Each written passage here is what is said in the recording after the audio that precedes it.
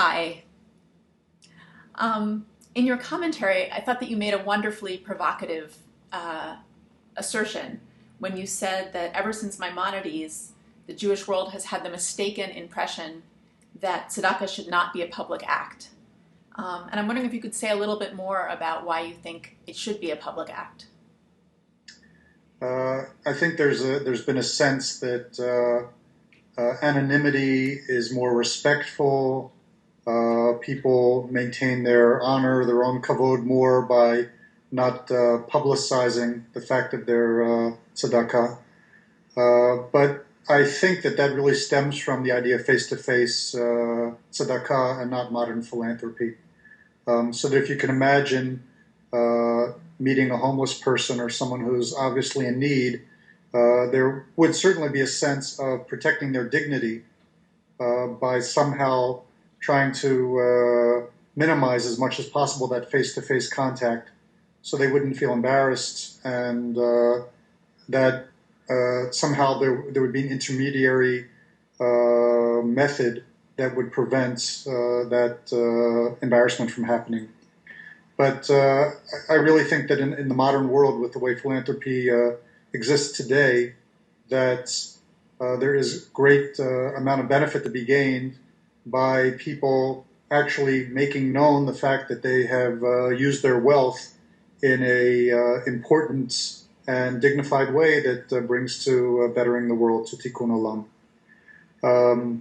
I also thought something that I didn't write in my commentary, but it also occurred to me that in terms of exploring Jewish history and being able to go back, to example, for synagogues from the Second Temple period, our understanding of the Jewish past is enriched by the fact that they did publicize donors and benefactors to synagogues, including women's names. So if all that giving had been done anonymously, those important historical facts would have been lost to us. Interesting.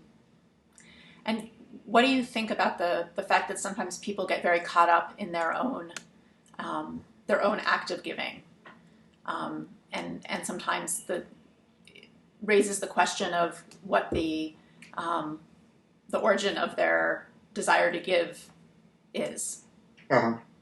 Well, I think Judaism pretty clearly says that with tzedakah, the kavanah, the intent, is less important than the act itself. That it's unlike prayer, where you really need the kavanah to make the act legitimate, let's say. But I think of helping either a person, a project, that we would hope that the intention is as selfless as possible.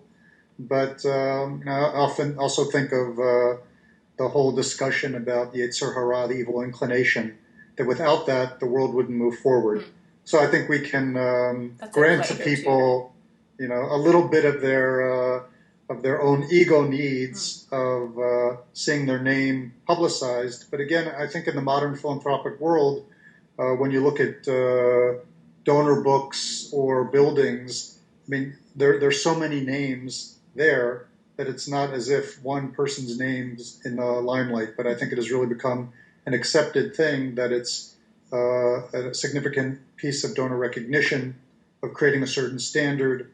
In my commentary, I referred to the Gates-Buffett pledge, which I think is tremendously important, that people who have the capacity could give 50% or more of their wealth to tzedakah.